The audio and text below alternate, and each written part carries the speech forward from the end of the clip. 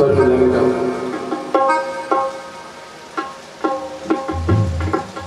बोले गो माता की।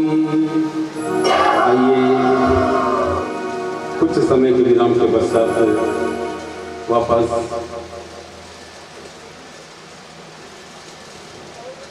कथा की धारा में ही प्रवेश करते हैं।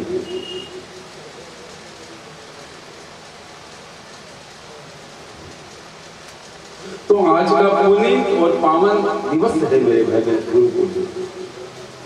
गौ, गुरु, गंगा, गीता और गायत्री, ये हमारी सनातनी परंपरा की प्राण। ये जो अद्भुत गौ कथा, गौ कृपा कथा जो अपनी इस चेतन की पवित्र धरा पर 9 दिवसीय चल रही है।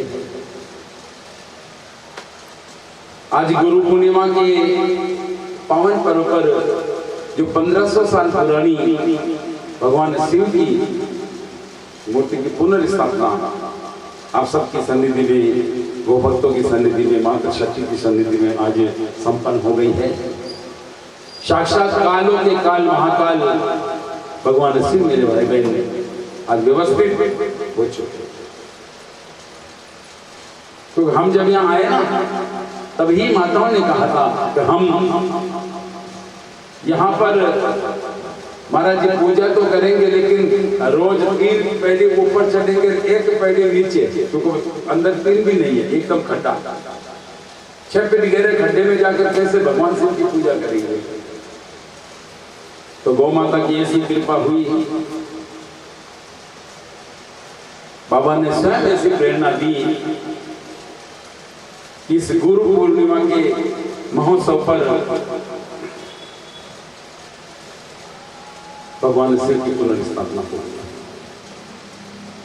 ये जो अभी तक बिखराव नजर आ रहा है ना, आज के बाद में ये बिखराव नजर नहीं आएगा मेरे भाई, क्योंकि श्रावण मास तो पूरा का पूरा भगवान शिव का महीना था। सारे देवता सो जाते हैं 4 महीने के लिए, सारे सो जाते हैं।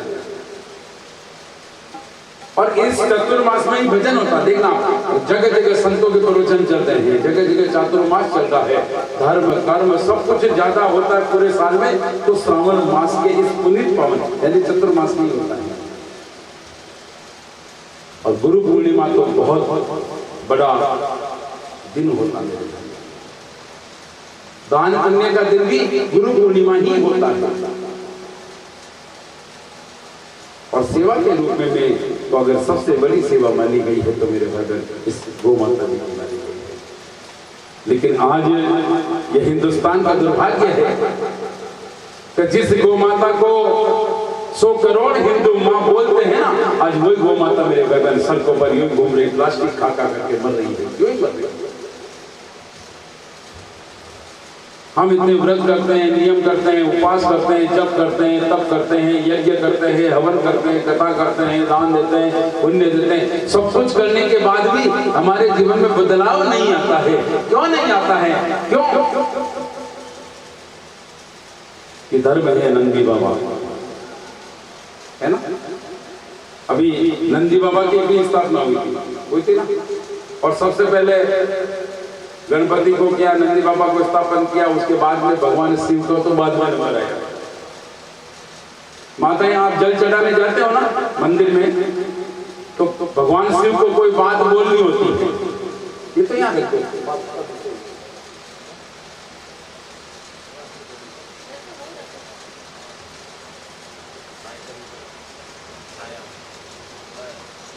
तो जल चढ़ाते हैं, तब अगर अपने मन की कोई मनोकामना पूरी करनी होती है तो किसके कान में बोलते हैं? नंदी के कान में। मैंने देखा था एक बुढ़ी माता जो एक तरफ करके कान में कुछ बोल रही थी। मैंने कहा भाई हो सकता है, छोटे छोटे थे उस सब, उनको जानकारी तो थी नहीं थी। माता जी लेके जाते हैं, पास में भगवान शिव का मंदिर है। और मैं मेरे जीवन में परिवर्तन भी भगवान शिव से ही आया। तो नंदी के कान में कुछ बोलती थी। तो मैंने एक दिन जब थोड़े बड़े हुए तब एक माता जी से पूछा, मैंने कहा ये माता जी कान में क्या बोलते हैं? नंदी के। कहा कि बेटा अगर भगवान शिव से कोई बात करवानी हो, कोई तमन्ना पूरी करवानी हो तो डायरेक्ट तो बोल नहीं सकते, इसलिए नंदी को बोलते हैं। फिर वो सिफारिश करता है भगवान शिव से, फिर हमारी मन की इच्छा पूरी हो जाती है और बात हो सकते हैं। लेकिन मुझे आप ये बताइए माताएं, मंदिर में जाके उसके तिलक भी लगाते हैं। मैंने देखा कई माताएं तिलक लगाती है, चावल लगाती है, फूल चढ़ाती है, माला पहनाती है और तो गुड़ उसके मुंह में लगाती है। अब वो तो पत्थर की मूर्ति तो गिरता है तो 3 बार लेकर दबा दबा के चिपकाती उसके। लेकिन जब हम सामने देखते हैं घर के बाहर यदि कोई नंदी आ जाए तो ले लकड़ी का डंडा उसको मारने लग जाता है। तो ये कौन सा धर्म है मुझे समझ में नहीं है। पत्थर के नंदी को पूजा जा रहा है और वास्तविक नंदी को डंडों से मारा जा रहा है। मेरे भाई समझना चाहिए, अब तो हमारा जीवन बिल्कुल पतन के रास्ते पे जा रहा है। अरे देवों के देव महादेव जिन पर आरूढ़ है ना, वो नंदी साक्षात मेरे भाई धर्म का स्वरूप है। मेरे राम जी की बारात में भी है ना, आप प्रसंग देखना, सबसे पहले नंदी चाहिए। भगवान के शिव तो नंदी पर ही आरूढ़ है क्योंकि नंदी धर्म का रूप है। तो एक निवेदन आप सबसे मैं करना चाहूंगा कि आज के बाद वैसे तो हमारा प्रयास रहेगा, क्योंकि भगवान शिव की स्थापना तक ही थोड़ा सा अव्यवस्थित मामला था, अब स्थापना हो चुकी है, अब कोई दिक्कत नहीं है। मैं चाहता हूं कि इस जेतारण की पूरे शहर के अंदर जितने भी गोवंश घूम रहे हैं अथवा जितने भी नंदी ऐसे ही घूम रहे हैं उनको उचित आश्रय मिल जाएगी। माता आप चाहती हो तो भाई इनको कोई ठिकाना मिल जाए। वैसे भी ये कालूराम जी की बहुत अच्छे गौभक्त दिव्यात्मा थी जिन्होंने गौशाला यहाँ पर खोल दी। सहयोग तो आप सभी का है, बिना किसी सहयोग के गौशाला कोई चला भी नहीं सकता और चल भी नहीं सकती। कुछ कमियां होती है तो आप और हम मिलकर के उस कमियों को दूर करने का प्रयास करते हैं। तो आइए कथा के अंतर्गत वापस प्रवेश करते हैं। कुछ गुरुदेव का चिंतन करते हैं क्योंकि गुरु पूर्णिमा का महोत्सव है। बिना सद्गुरु के मेरे भाई जीवन महान नहीं बनता है और जीवन में सद्गुरु को तभी जीवन में दिव्यता आती है। सद्गुरु का मतलब उनका दिया गया मंत्र, उस मंत्र में शक्ति होती है। सद्गुरु एक चेतना शक्ति है, एक पावर है। उस चेतना शक्ति को, उस पावर को अनुभव करने के लिए सिर्फ 2 चीजों की आवश्यकता होती है, एक तो सेवा, एक समर्पण। सेवा भाव हो जीवन और जीवन में समर्पण हो। एक गांव के अंदर एक महात्मा आए, क्षत्रिय परिवार के अंदर रात में सत्संग था और सत्संग के अंदर जो ही महात्मा आए और सारा का सारा परिवार प्रसन्न चित्त हो गया। सत्संग हुआ,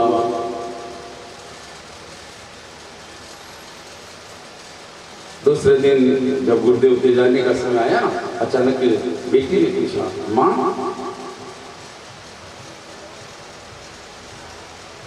पिताजी और अंकल जी, काका जी के तो थोड़ा सा विवाद हो रहता है, आज दोनों के चेहरे पर प्रसन्नता है। भाई साहब भी प्रसन्न है, भाभी साहब भी प्रसन्न है, आपको पूरा का पूरे परिवार प्रसन्न है। बात क्या है? बाकी तो सब एक दूसरे से पीछे हुए रहते हैं, वो आता तो वो जाता है, वो जाता तो वो आता। कहा बेटा आज अपने घर में सद्गुरु पधारे और ये भी तूने बहुत अच्छा किया है तो मुझे याद दिला दिया। पता नहीं शादी के बाद तुझे आगे सद्गुरु मिले नहीं मिले, गुरु मंत्र मिले नहीं मिले, कैसा परिवार हो, धर्म को मानने वाला हो कि नहीं मानने वाला हो, तो तेरे जीवन के आत्म कल्याण के लिए गुरुदेव का मंत्र जप। बेटी ने कहा गुरु मंत्र से क्या होता है? कहा बेटी जीवन की दिव्यता, अगर किसी के पास गुरु मंत्र है और वो उसका जाप कर रहा है तो मृत्यु भी उसको छू नहीं सकती। इतनी शक्ति होती है गुरु मंत्र। देखो प्रारब्ध का दुख तो भोगना पड़ता है इंसान को, चाहे कैसा ही। भगवान राम को भी भोगना पड़ा 14 साल का वनवास। अरे सीता माँ तो मेरे भाई बहन जिसका उस वनवास से कोई लेना देना नहीं था, लेकिन उसको भी 14 साल राम जी के साथ में वन को भोगना पड़ा। जिनके पिता जनक जी जैसे वीरराज और जिनके पति राजा दशरथ जी जैसे, जो देवताओं के युद्ध के समय भी वो जाते थे स्वर्ग में से शरीर युद्ध करने के लिए। तो ऐसी परिस्थिति के अंदर भी मेरे भाई बहन उनको दुख भोगना पड़ा। भगवान कृष्ण को तो देखो ना, बेचारे को जो ही जन्म लिया और तुरंत ही माता पिता से दूर होना पड़ा। जन्म कहाँ हुआ भगवान का? जेल में। और 5 मिनट भी नहीं रखा माँ के पास में, तो माँ ने तो शकल भी नहीं देख पाई होगी। तुरंत पैदा होते ही लेकर के वसुदेव जी कर चले गए गोकुल में पहुंच गए। आपने भागवत जी भी सुनी होगी मेरे भाई। आपने कभी विचार किया भगवान कृष्ण ने जन्म लिया मथुरा में, लेकिन एक दिन भी मथुरा में नहीं रुके, एक दिन क्या 1 घंटा भी नहीं रुके, 1 घड़ी भी नहीं रुके वहां, और सीधे गोकुल पहुंच गए। क्यों?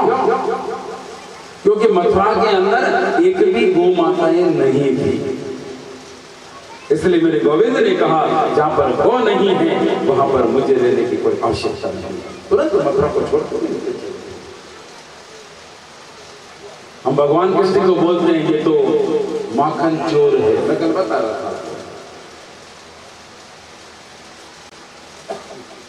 माखन चोर। अब जिसके घर में 9 लाख गौ माताएं हो तो उसके कोई मक्खन की कमी होती है?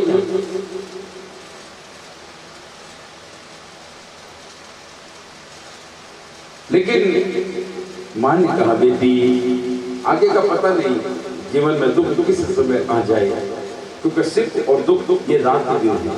कभी जीवन में सुख आएगा, कभी जीवन में दुख आएगा। किसी के जीवन में ज्यादा दुख है, किसी के जीवन में थोड़ा दुख है, किसी के जीवन में ज्यादा सुख है, किसी के जीवन में थोड़ा सुख है। क्योंकि सुख दुख तो युग में है, इसलिए तो कहा गया सुख दुख आए जाए, सुख दुख आए जाए, क्यों रोए मुस्काए जा तू, क्यों रोए मुस्काए जा तू, सुख दुख आए जाए, सुख दुख आए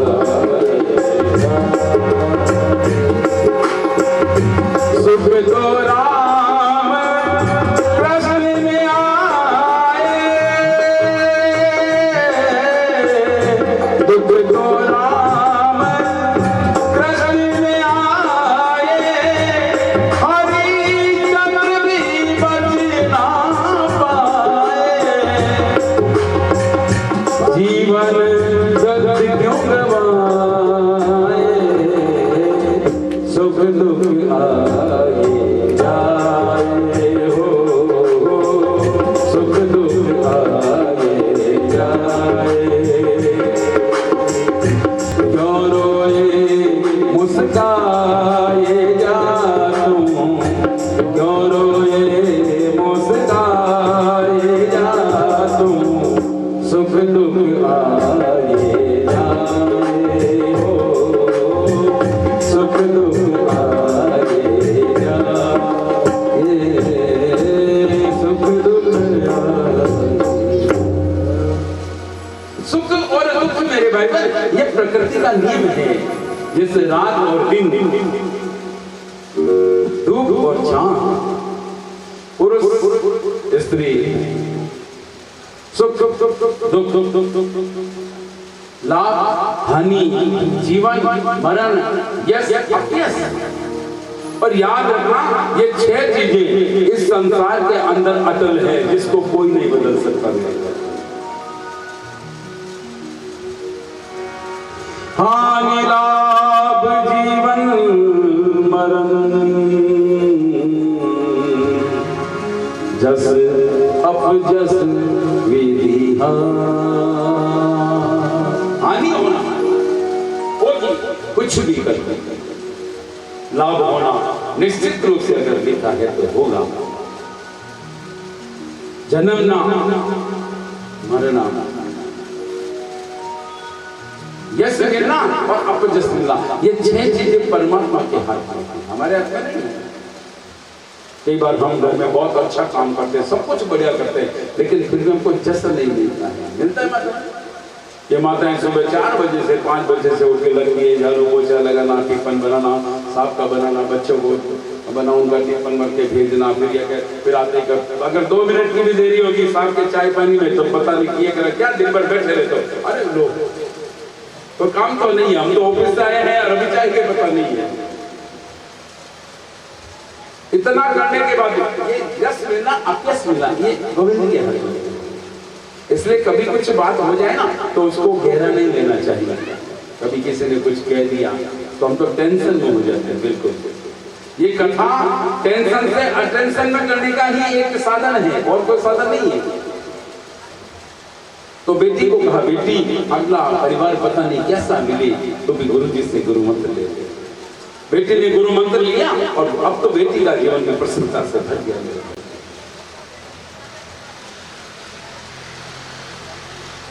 कुछ समय बाद में बेटी का विवाह हो गया। एक दिन वही महात्मा हरिओम हरिओम करते करते चल रहे थे और जो ही हरिओम की आवाज सुनी और बेटी अंदर से बाहर आ गई।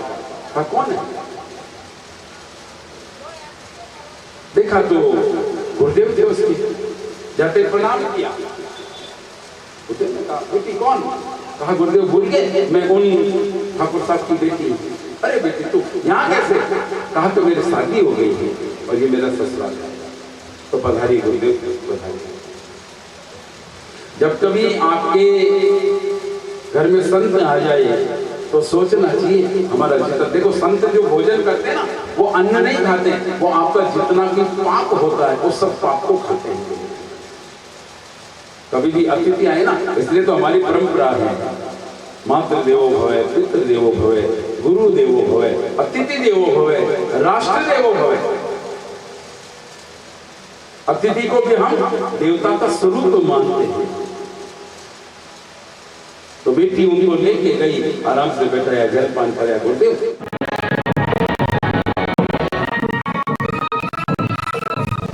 इतने में तो कुंवर साहब आ गए।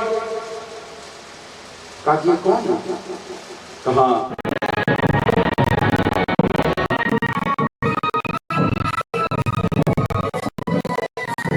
नहीं हुई ना, उससे पहले रिक्शा ले रहे। अच्छा और कहते हैं ठीक। पत्नी ने धीरे से कहा मैंने तो दीक्षा ले रखी है, यदि आप भी दीक्षा ले लो तो गुरु मंत्र मिलने से अपने जीवात्मा का कल्याण हो जाएगा। और याद रखना मेरे भाई, इस संसार के अंदर केवल एक ही शक्ति है जो मौत से बचा सकती है, और वो उस शक्ति का नाम है गुरु मंत्र। लेकिन मंत्र जब का भी एक ही विधान है। वैसे मैं प्रयास करूंगा कि आज तक आप जो मंत्र जप रहे हो, जो साधना कर रहे हो, वो फलित नहीं हो रही है, तो ऐसा कोई उपाय है कि तुरंत फलित हो जाए? तुरंत, जिसको आजकल हम कहते हैं चमत्कार।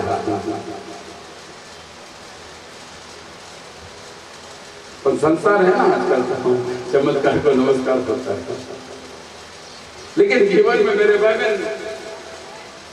परमात्मा की प्राप्ति होना और जीवन में आत्मानुभव होना बहुत बड़ी बात है। मानव का प्रथम और अंतिम लक्ष्य ही कोई होता है। भजन कब बढ़ता है मेरे भाई? जब जीवन के अंदर सात्विकता हो। और सात्विक भाव कहां से आता है? सात्विक भाव आता है गौ माता से। सात्विक श्रद्धा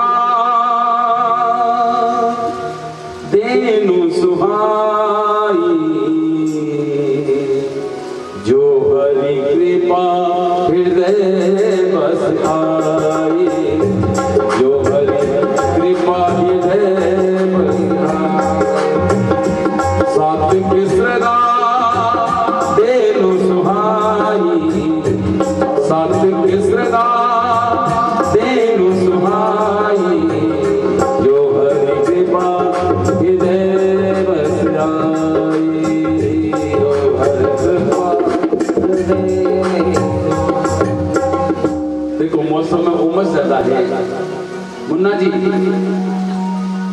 मनोहर जी को बोलो, टेंट वालों को बोले 2 कूलर अभी के अभी लेके आ जाए, नहीं तो तेरा सामान उठा करके ले जाएंगे। भक्तजन दुखी हो फिर मतलब क्या है? हमारे पंखा चल रहा है और माताएं पसीने में यूं कर रही है, जबकि हमने परसों बोल दिया था 2 कूलर गुरु जी अभी आ रहा है, अभी गाली कल ये हो गई थी, अभी भेज रहा हूँ। भेजने के चक्कर में 30 दिन हो गया। वो क्या नहीं है तो फिर दूसरी जगह से मैं मंगा लूंगा। उनको थोड़ा फोन करके पूछवा, मनोज जी को बोलो एक बात, उनके मिलने वाले हैं ना टेंट वाले, उन्होंने करवाया था। उनको कहो कि भाई 2 बड़े कूलर लेके आ जाओ, अब भी लेके आ जाओ। नहीं होगा तो जयतारण में मिलते होंगे, मैं खुद आज यही व्यवस्था करूंगा। बस भगवान शिव की स्थापना हो गई, अब मैं बिल्कुल फ्री हूँ, चिंता मत। अब तो आपके घर तक पहुंच जाऊंगा, चिंता मत।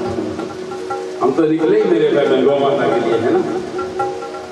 ये कथा करना हमारा कोई शौक नहीं है, ना कोई ये कथा करना हमारा धंधा है। हमको तो आपको जो जिस गौ की महिमा को आप जान नहीं पा रहे हो ना, इस गौ माँ की वो अद्भुत महिमा आप तक पहुंचाना है, जिससे आपके देवी के सारे त्रिताप नष्ट हो जाए और सब सुख की प्राप्ति हो जाए। आज का दिन गुरु पूर्णिमा का महोत्सव है ना, इसलिए थोड़ा गुरुदेव पर प्रकाश डालते हैं। बाकी जीवन में क्या नहीं हो सकता मेरे घर में, जो चाहो सो ये गौ माता दे सकती है। जिस चीज की तमन्ना है ये कर सकती है। आपकी ऐसी बीमारी जो डॉक्टर से ठीक नहीं हो रही है, वो बीमारी भी ये गौ माता ठीक कर सकती है। तत्क्षण, ज्यादा समय की जरूरत नहीं कि 2 साल में करेगी। 5 दिन 3 दिन से प्रभाव चालू। आज से शुरू किया, परसों से तो आप कहोगे कि मुझे तो रिलैक्स है, 25% से चालू हो गया। माइग्रेन हो, ब्रेन हेमरेज हो, पागलपन के दौरे हो, हिस्ट्रिया के दौरे हो, सिर दर्द होता हो, बीपी लो हो रही हो, आपके शुगर हो, आपके कमर दर्द हो, आपके पेट का दर्द हो, आपके घुटने का दर्द हो, जिसका मेडिकल साइंस में कोई इलाज नहीं है, वो भी ये ठीक कर देते हैं। अभी अपने पास काफी दिन है, चिंता मत करो। आप 30 दिन आज तक मैं आया ही इसलिए, आपको दुख देने नहीं आया हूँ। मैं तो आपके जीवन की जो समस्या है, आपके जीवन की जो परेशानी है, विशेषकर शारीरिक, मानसिक, आर्थिक, सामाजिक, ये सारी समस्याओं का निदान ही इस गौ कृपा करना है। बाकी मैं गौ कथा भी कर सकता था, चाहे तो, और मैं गौ राम कथा ही करता हूँ, गौ राम कथा ही कर सकता था। लेकिन गौ कृपा कथा है, यानी गौ माता की कृपा से किसके जीवन में सुधार हुआ है, किसका जीवन दिव्य बना है।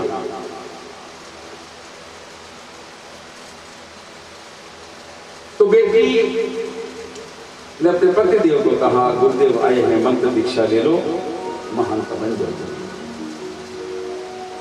एक घर में अगर एक माता अगर सात्विक मनोवर्ती की हो, संस्कारी हो, तो पूरे के पूरे परिवार को मेरे बहन को संस्कारवान कर देती है। एक बात, पत्नी की बात मान करके वो अपना कपड़े लेकर के तालाब पे गए के स्नान करके आ जाते। लेकिन जो ही तालाब पर पहुंचे, वहां एक गंगाराम बाबा बैठा था। जय श्री राम, जय श्री राम। आज कैसे बना, जल्दी स्नान करने कैसे पधारे? कहा कि मेरे धर्मपत्नी जी के गुरुदेव आए हैं। तो आजकल आप भी साधु के चक्कर में पड़ गए क्या? देखो 2 प्रकार के लोग होते हैं, एक तो साधु होते हैं और एक स्वादु होते हैं। थोड़ा सा फर्क है। जिन्होंने खाना पीना ऐसो आराम से रहना जीवन का लक्ष्य बना लिया, समझ लो वो साधु है ही नहीं।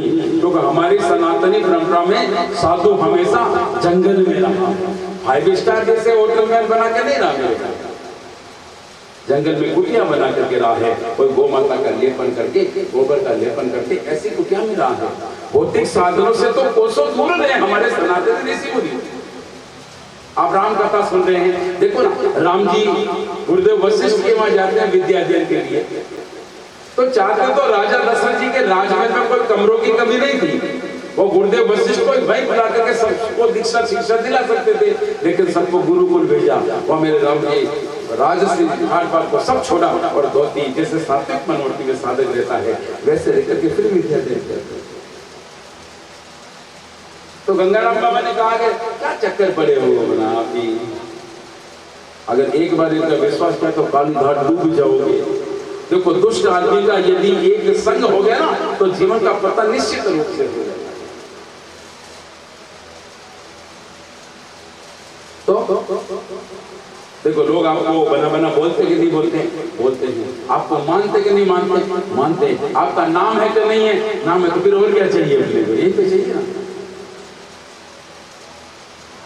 बात तो सही कह रहा है। स्नान ध्यान किए बिना घर आगे आते पत्नी को कहा इनको विदा करो, का क्या हुआ, कि नहीं कुछ नहीं बोलना है, विदा करो आप इनको।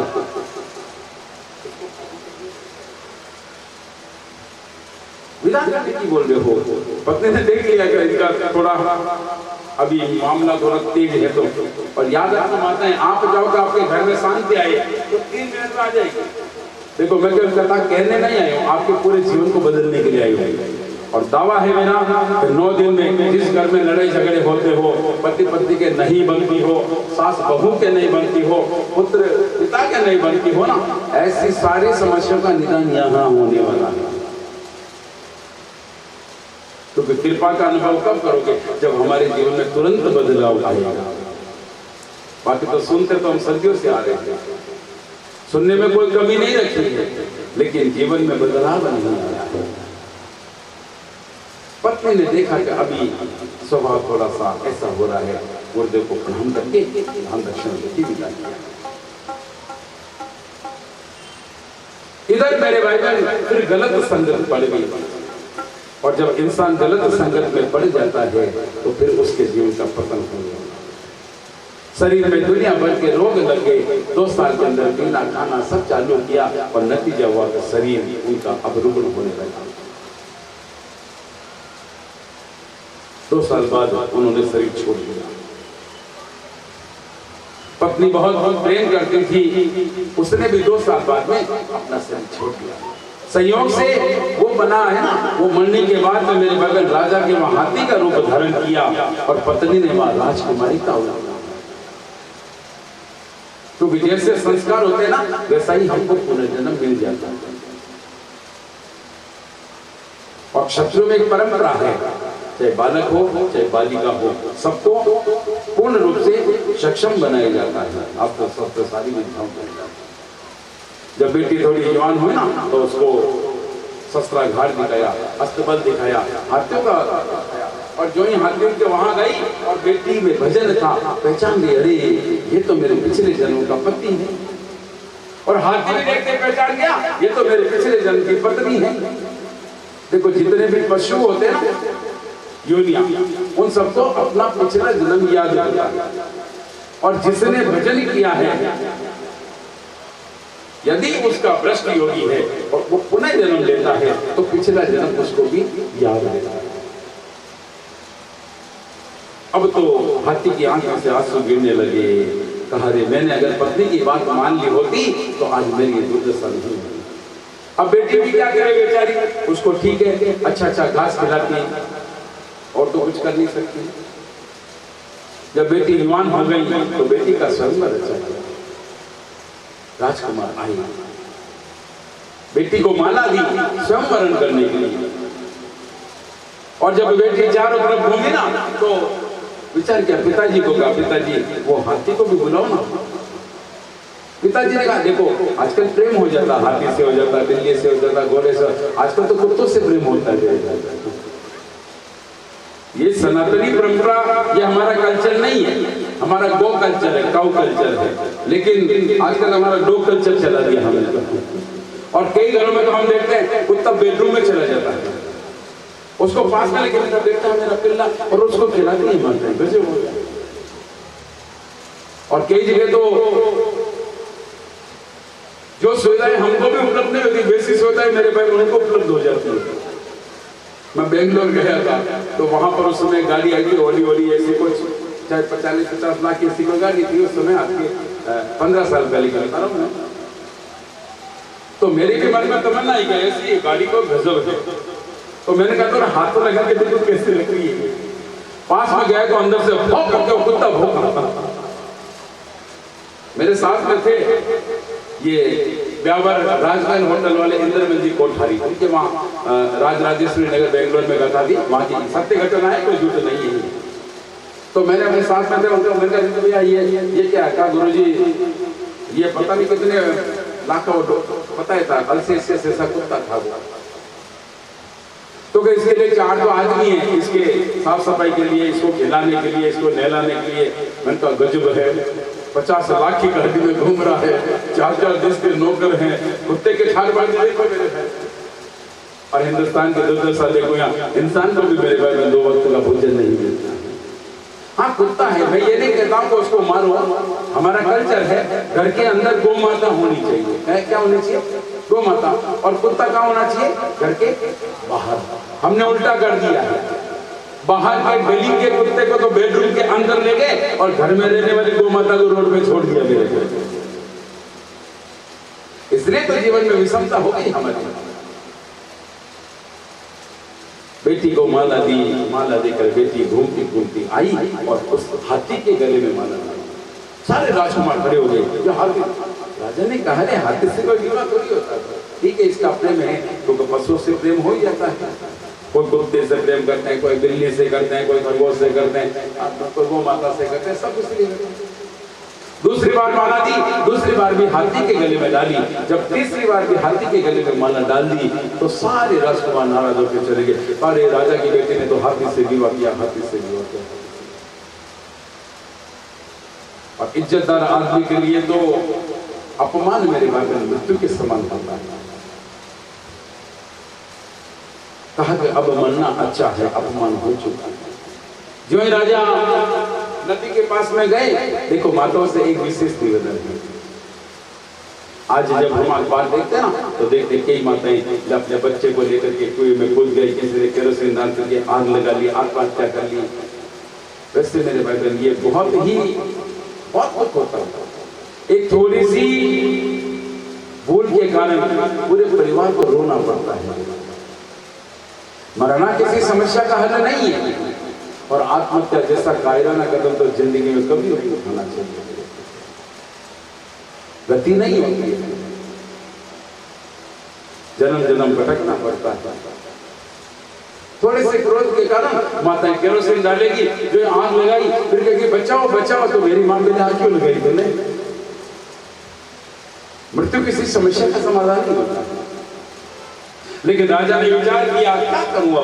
जंगल में गया, नदी में जो ही कूदने की तैयारी की, अचानक आकाशवाणी, राजन आत्महत्या उचित नहीं। कहा मैं क्या करूं, मेरी बदनामी हो चुकी है, मैं अब जी भी नहीं सकता बदनामी को लेकर के। कहा कि तुम हाथी को, अपनी बेटी को यहीं लेकर के आओ। रात के अंदर में राजा गया, प्रातःकाल हाथी को भी ले आया और बेटी को भी लाई। उसी अनुसार वही प्रक्रिया दोहराई, और जो ही बेटी ने हाथी के गले में यानी सूंड में माला डाली, पूंछ से लेकर सूंड तक हाथी फटा और उसमें से दिव्य से राजकुमार निकला। निकलते ही बेटी को कहा धन्य हो, अब मुझे सबसे पहले मंत्र दीक्षा लेनी है, नहीं तो मेरे जीवन का पतन हो सकता है। और आप यथार्थ में भी देखो ना मेरे भाई, जिसने सच्चे गुरु से दीक्षा ली है वो समाज का बुरा कभी नहीं करेगा। तो सब में उसको वही दिखता है, गोविंद दिखता है, सब में हरि दिखता है। ईश्वरी सर्वभूतानां हृदये से अर्जुन तिष्ठति। भगवान कृष्ण ने कहा ना, हे अर्जुन मैं सबके हृदय में निवास करता हूँ, प्राणी मात्र के हृदय में मैं निवास करता हूँ। और रामचरितमानस में भी तो है ना, सिय राम मैं सब जग जानी, करहु प्रणाम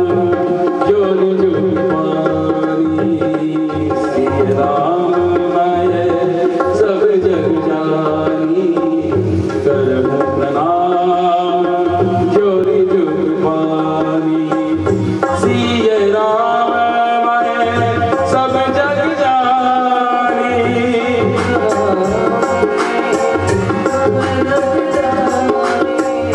करहूं प्रणाम जोरी जुग पानी, करहूं प्रणाम जोरी जुग पानी।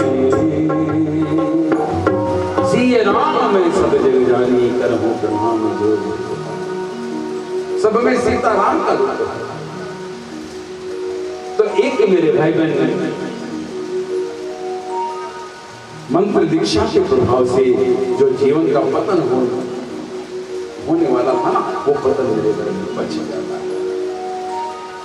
तो आइए इस पुनीत पावन अवसर पर आप और हम भी अपने अपने सद्गुरु की एक वंदना करते हैं।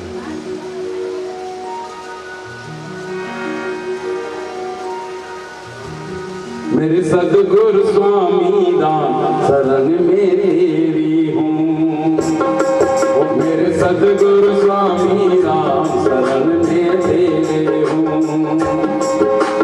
तेरे हूँ गुरु तेरे हूँ, तेरे हूँ गुरु तेरे हूँ। अपने भक्तों के खातिर भक्तों के खाते में अब लिखो, अब लिखो, अब लिखो हमारा नाम शरण में तेरे हूँ, अब लिखो हमारा नाम शरण में तेरे हूँ। सतगुरु स्वामी राम शरण में तेरे हूँ।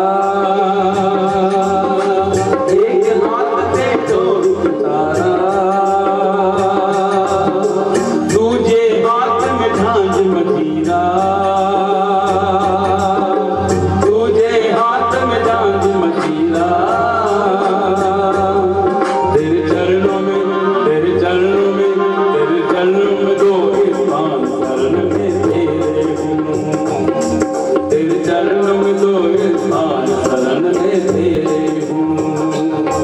मेरे सद्गुरु स्वामी नाम शरण में तेरे हूँ। मेरे सतगुरु स्वामी राम शरण में तेरी हूँ। तेरे हूँ प्रभु तेरी हूँ। तेरे हूँ गुरु तेरे हूँ। अपने भक्तों के खाते में, अपने भक्तों के खाते में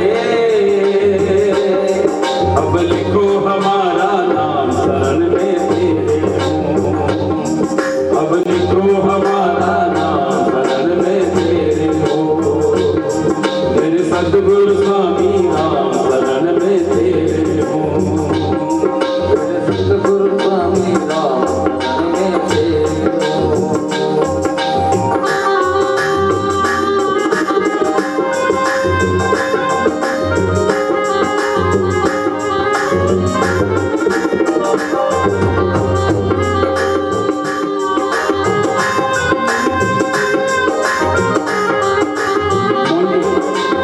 मोहन जी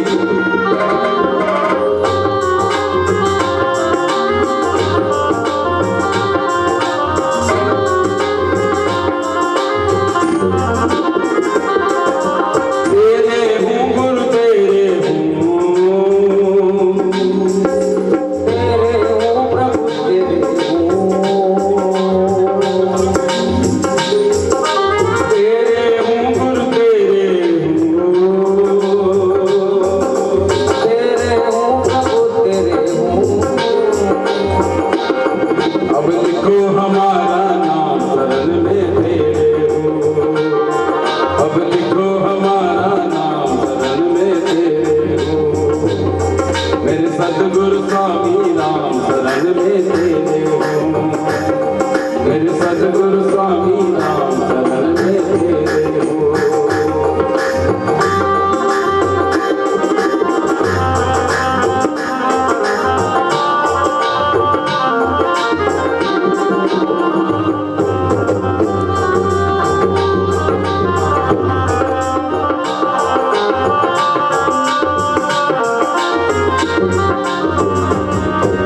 भजन बने नहीं ध्यान लगे नहीं, सेवा होवे नहीं पूजा सगे नहीं। भजन कभी कभी विचार आता है, हम भजन किसको करें? केवल माला लेकर के राम राम राम राम राम राम करके वो भजन है, या एकांत में बैठ करके ध्यान लगाए वो भजन है, या ताली बजा बजा करके कीर्तन करे वो भजन है, या आखिर भजन है क्या?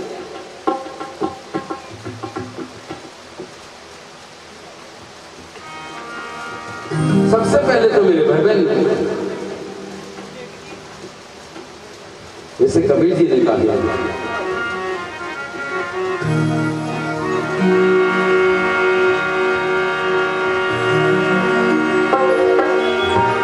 मन की तरंग मार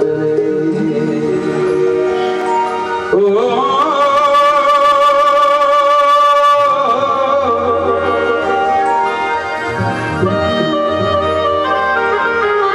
मन की तरंग मार बस हो गया भजन भजन मन की तरंग मार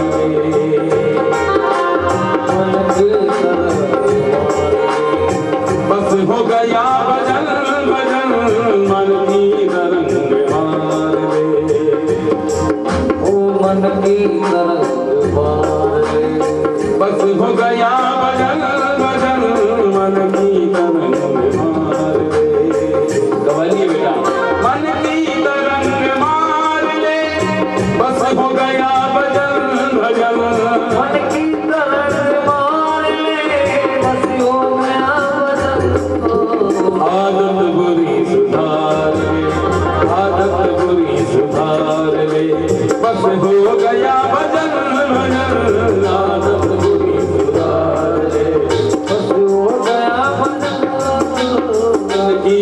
तरंग पार रे, बस हो गया मगन मगन मन की तरंग पार रे।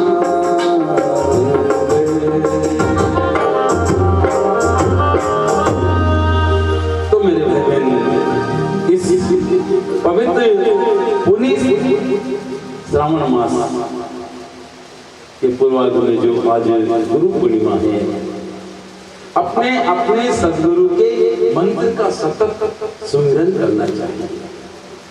और सुमिरन आज तक आपने बहुत किया है, लेकिन जीवन में यदि कोई परिवर्तन नहीं है तो आज से आपको एक संकल्प लेकर के बैठना है। ये भजन कैसे बढ़ेगा? आप खुद 3 दिन में अनुभव करोगे। जो 13 साल में अनुभव नहीं हुआ, जो 30 साल भजन करने में अनुभव नहीं आया, सिर्फ 3 दिन में आपको अनुभव हो जाएगा। वैसे तो 11 बजे तक से 2 बजे तक अपनी ये गो कृपा कर इस कथा का गो माता की परिक्रमा करें। गो माता को तो चारा जिमाना है, बाटा जिमाना है, वो सब आप जिमाओगे, मेरे बिना कहीं ही जिमाओगे। लेकिन आपके भजन में शक्ति कैसे आएगी? देखो, भोजन करते तो एनर्जी आती कि नहीं आती? पानी पीते तो तृप्ति होती कि नहीं होती है? तो भजन करते तो उसकी एक खुमारी चढ़नी चाहिए ना। एक साधारण वो पी लेता है, उसको पता नहीं कितना पावर आ जाता है। आप तो भगवान का सुमिरन करते हो, आपका पावर कहाँ गया? एक 10 रुपए की ठंडे की बोतल आती है, पेप्सी कोका कोला, पता नहीं कितने दिनों का सड़ा गड़ा, उसमें गंदा पानी है, उसको पीने के बाद गर्मी से राहत मिली। तो भजन कर रहे हो, उसका भी तो प्रभाव होना चाहिए ना। तो केवल 3 दिन प्रयोग करें आप। कथा अपनी 13 तारीख तक चलेगी। अब मैं आपको वो चीज बताने जा रहा हूं जिससे आपका जीवन बदल जाएगा। गौशाला में पधारे, जैसे आपकी क्षमता है गौ माता को चारा अपने हाथों से जिमाएं। मैं देखता हूँ आते हैं वो पुलियो को फेंकते हैं, वो जिमाना नहीं होता है, वो तो फेंकना हो जाएगा। ले ये भूखी है, ये हम डाल रहे हैं, हम दातार हैं, तेरे को चारा हम डाल रहे हैं, हम ये कर रहे हैं। दातार नहीं है, सबकी दातार वो है। अपने हाथ से उसको जिमाएं, मातृभाव से। देखो, आपको चाहिए कि हमको रिजल्ट मिले। इस गौ कृपा कथा के अंतर्गत आपका जो संकल्प हो वो लेना, जैसा बताएं वैसा प्रयोग करना। देखो होता कि नहीं होता है? अपने हाथ से जीमाना। 2-5 मिनट गौ माता के उस पर पीठ के ऊपर हाथ घुमाना। 350 गौ माता, कई अंधी गौ माताएं हैं, कई एक्सीडेंटल गौ माताएं, कुछ ऐसे बच्चियों को, जैसे वो बड़ी वाली गौ माता साउंड से चमकती है, आप लोग पूजा नहीं कर पाओगे, इसलिए अपने आप छोटी गौ माता को लाके यहाँ पर ताकि सहजता से आप उनको हाथ घुमा सको।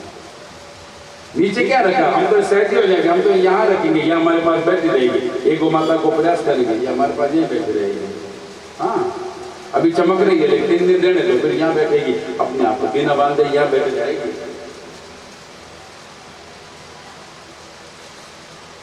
10 मिनट उन पर हाथ घुमाओ। फिर अपने घर से एक आसन लेकर के आए, चाहे रुमाल लाए, टाट पट्टे लाए, नेपकिन लाए, टॉवल लाए, जो आपका जो जैसी इच्छा हो, और उसको आसन लगाए। वैसे तो मंदिर उधर भगवान शिव की स्थापना हो चुकी है, ये पंडाल भी पूरा खाली रहता है। आप यहाँ आकर के विराजे, कोई मना नहीं करेगा, ये पंखे चालू रहेंगे। ऐसा नहीं कि भाई कथा खत्म, आप बैठेंगे तो चालू रहेंगे, कोई नहीं होगा तो फिर दुरुपयोग नहीं होता है, कैसे बन जाते हैं। यहाँ विराजे, गौशाला में विराजे, ये हॉस्पिटल बना है वहाँ विराजे, क्या भगवान शिव के मंदिर में विराजे, जहाँ आपको अनुकूल लगे वहाँ बैठ करके आप अपने गुरुजी की मंत्र की माला जपे। चाहे 1 माला जपे, चाहे 5 जपे, चाहे 11 जपे, चाहे जो आपका 21 से 108 जो भी है आपका वो हो। केवल 3 दिन आप ये प्रयोग कर लो, आप खुद कहेंगे कि आज तक हमको जो अनुभव नहीं हुआ है, इन 3 दिन में हमारे जीवन में तो बहुत बड़ा परिवर्तन होगा। गौशाला में किया गया भजन 1000 गुना नहीं, लाख गुना नहीं, करोड़ गुना नहीं, अनंत गुना बढ़ता है। एक आदमी बिल्कुल ही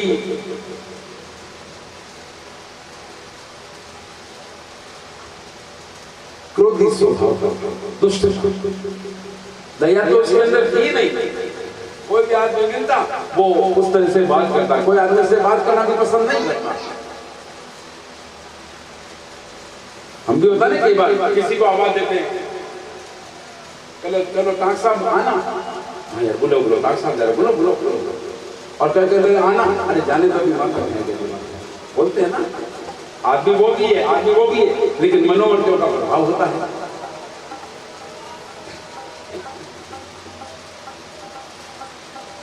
तो वो ऐसी तपती दुपहरी थी, पैदल पैदल जा रहा था अपने धुन में। उसने कभी जिंदगी में चींटियों को कीड़ा नुगरा नहीं डाला, कभी गौ माता को चारा नहीं खिलाया, कभी उसने कभी कुत्ते को रोटी नहीं जिमाई, कभी किसी पड़ोसी का भला नहीं किया, और धर्म का काम होता तो टांग खींचे करता। मतलब समाज में कोई भी उससे सुखी नहीं था, इतना दुष्ट प्रवृत्ति का इंसान था। लोग कहते हैं, वो शिवानी कहते हैं, वो मर जाओ तो 5 से लड्डू बांटो तो फिर कोई मिले। देखो अपने आस पड़ोस में रहने वाले, कभी मृत्यु तो अटल सच्चाई है, मौत होती है। कभी कोई व्यक्ति मर जाता है ना, तो आसपास के घरों में भोजन नहीं बनता है कि बहुत अच्छे थे, ऐसे थे, सबका भला करते थे, घरों में चूल्हा नहीं जलता। और कोई मर जाता, अच्छा रहा, समाज का करते ही खत्म नहीं होता। और कह तो माता कि 5 किलो लड्डू बांटो, मर गए गाँव को खटको वीडियो करो। तो ऐसे दुष्ट प्रवृत्ति का इंसान था। लेकिन रास्ते में धूप थी, एक जगह पैर था, वहां थोड़ा खड्डे में कीचड़ था, तो गौ माता का पैर उसमें धंस गया था, वो बेचारी में पड़ी थी। अब आजकल घूमती हुई है, तो किसी ने कुछ मारा, किसी कुल्हाड़ी वगैरह के तो उसके घाव हो गया था, तो उसमें कीड़े पड़ गए थे। अब छाया के अंदर वो भी यहाँ बैठा और गौ माता भी यूं पड़ी है। अचानक उसके मन में क्या आया, एक छोटी सी लकड़ी उठी, उसके पैर की टहनी, और वो कीड़े थे ना, उसको धीरे धीरे जो एक एक को उछालने लगा, खेल खेल में। थोड़ी देर उसको रिलैक्स हुआ, अपने साथ चल पड़ा आगे। जब उसकी मौत हुई तो यमदूत लेने आए। यमदूत लेके गए, चित्रगुप्त को कहा, चित्रगुप्त जी इसका खाता निकालो। हम जो भी अच्छा बुरा कर्म करते हैं ना, पूरा का पूरा आजकल कंप्यूटर है, देखो हमारे लैपटॉप लेके बैठे हैं मोहन जी, ये जो भी हम बोल रहे हैं सारा का सारा रिकॉर्ड हो रहा, गलत बोल रहे हैं तो भी रिकॉर्ड हो रहा, सही बोल रहे हैं तो भी हो रहा। हर एक्शन या इस कैमरे की नजर से कुछ भी छुपा हुआ नहीं है। इनका चैनल है नरेश अंकित नाम से, जो ये यूट्यूब पर लाइव कथा भी चल रही है। तो अभी मैं इनको कहूँ कि कल का प्रसंग निकालना, तो इनके फाइल सेव कर रखे, एक क्लिक करेंगे पूरी की पूरी फाइल आ जाएगी बारे में, कल क्या क्या बोला, क्या क्या नहीं बोला, सब आ जाएगा। ऐसे परमात्मा का पूरा सिस्टम है, एक क्लिक करते ही पता चल जाता है किस दिन किसके साथ बुरा किया, कौन सा गलत कर्म किया, किसके साथ तुमने ऐसा छल कपट किया, सब आ जाता है। तो चित्रगुप्त जी ने देखा, कहा प्रभु ये तो नरक का अधिकारी है, इसके जीवन में कोई पुण्य का काम तो है नहीं। हाँ, एक छोटा सा पुण्य का काम जरूर हुआ, वो भी अनजाने में। एक दिन धूप में जा रहा था, ठंडी छांव में बैठा, तो गौ माता के कीड़े बड़े थे, इसने लकड़ी से उन कीड़ों को हटाया, बस ये इतना सा पुण्य, बस और पुण्य नहीं है इसका। तब धर्मराज जी ने कहा, बोलो भाई, पाप भोगना है कि पुण्य भोगना है? आदमी ने विचार किया, अरे पाप तो भोगना ही है, थोड़ा पुण्य तो भोग लो, सुख तो ले लो, नहीं तो दुख तो पाना ही है। कहा मुझे तो पुण्य दे दो। कहा तेरा तो 5 मिनट का ही वो पुण्य है केवल, गौ माता के शरीर से कीड़े तूने निकाले 5 मिनट तक, इससे ज्यादा पुण्य। कहा मुझे तो उसका फल ही दे दो। अब यमराज जी ने कहा, देखो भाई धर्मराज जी ढूंढो क्या है। चित्रगुप्त भी परेशान, धर्मराज जी भी परेशान। 5 मिनट गौ सेवा का पुण्य, उसमें तो कहीं लिखा हुआ ही नहीं। तो चलो भाई ब्रह्मा जी के पास चलते हैं। ब्रह्मा जी ने सृष्टि नहीं है, ब्रह्मदेव के पास भी गए, लेकिन जाने से पहले उस व्यक्ति ने कहा, कहाँ जा रहे हो? तो भाई तेरे पुण्य का हिसाब किताब हमारी पोथी में नहीं है। ब्रह्मा जी से पूछते हैं, कहा कि क्या पता तुम देवताओं का गुट हो, वो 2 महीने के कर तुम के देखो 2 घंटे का भी पुण्य है, मैं भी साथ में चलूंगा। ठीक है भाई, वैसे तो नियम नहीं है, लेकिन तू नहीं मान रहा तो चल। कहा कि पैदल नहीं जाऊंगा। बैठा के ले चलो मुझको। एक पालकी बनाई, आगे आगे धर्मराज जी पीछे पीछे चित्रगुप्त लेकर के चले। ब्रह्मदेव के पास में पहुंचे। ब्रह्मदेव ने कहा, भाई कैसे पधारे धर्मराज जी? अरे प्रभु, आपने सृष्टि बनाई है, नियम कायदे बनाए हैं, इसका एक छोटा सा पुण्य है, गौ माता के कीड़े निकाले, उसका पुण्य कितना, क्या इनको दे। अब ब्रह्मा जी ने पूरा ढूंढ लिया, 5 मिनट में गौ माता की सेवा का कोई पुण्य का लेखा जोखा नहीं मिला। चलो भाई भगवान शिव के पास में चलते हैं। तो धर्मराज जी ने कहा, देखो हम यमलोक से आ रहे हैं, दोनों थक गए हो, एक तरफ आप भी थोड़ा पकड़ लो, सारा दे लो। तो ब्रह्मा जी पकड़ लिया भाई और उसको उठा करके चले। जब तीनों को आते देखा भगवान शिव ने, तो भगवान शिव ने कहा, क्या हुआ? कहा, प्रभु इसका 5 मिनट का गौ सेवा का पुण्य है, उसका फल क्या है? भगवान ने कहा, भाई ये तो मुझे भी पता नहीं है। तो अब तो भगवान विष्णु के बाग में चलो। ब्रह्मा जी ने कहा, देखो मैं भी ब्रह्मलोक से आया हूँ, छोटा शरीर है मेरा। भोलेनाथ एक तरफ से आप पकड़ लो ना, तो एक तरफ चित्रगुप्त जी, एक तरफ धर्मराज जी, एक तरफ भोलेनाथ और एक तरफ ब्रह्मा जी, चारों पकड़ करके उस पालकी को लेके चले। और जो दूर से भगवान विष्णु ने देखा, धीरे से मुस्कुरा दिए। कैसे बढ़ाना हुआ भोलेनाथ? अरे प्रभु ये देखो ब्रह्मदेव लेके आए हैं। क्या ब्रह्मदेव क्या हुआ? ताकि धर्मराज जी को पूछो। धर्मराज जी ने कहा, प्रभु इसने 5 मिनट के लिए गौ माता के कीड़े निकाले, वो भी अनजानी, बाकी बहुत तो दुष्ट है। अब इसको वो पुण्य भुगाना। तो भगवान विष्णु हंसे, कहा अब भी नहीं समझे क्या हुआ? अरे 5 मिनट गौ सेवा करी, इसके प्रभाव से ये तुम, जिससे पूरी दुनिया डरती है, यमराज के कंधे पर सवार हो गया, ब्रह्मदेव के कंधे पे सवार हो गया और भगवान शिव के कंधे पे सवार हो गया, मेरे सामने साक्षात आ गया है। इससे बड़ा पुण्य और क्या? जो नरक जाने का अधिकारी था, उसने भी त्रिदेव का दर्शन ही नहीं किया, उनके सिर पर भी बैठ गया है। वाह भाई, सुन लिया, ये त्रिदेव का दर्शन और ये होना ही तेरा पुण्य का फल है। चलो अब बाकी नरक भोगो। कहा, ये तुम्हारे शास्त्र में कहाँ लिखा है? 3 देवताओं का दर्शन करने के बाद में नरक मिलता है? भगवान शिव का लोक मिल जाए तो नरक मिलेगा? नहीं मिलेगा। ब्रह्म लोक मिल जाए तो नरक मिलेगा? नहीं मिलेगा। भगवान विष्णु का लोक मिल जाए तो नरक मिलेगा? नहीं मिलेगा। एक छोटा सा सेवा का प्रभाव मेरे बदन जीवन को महान बना देगा।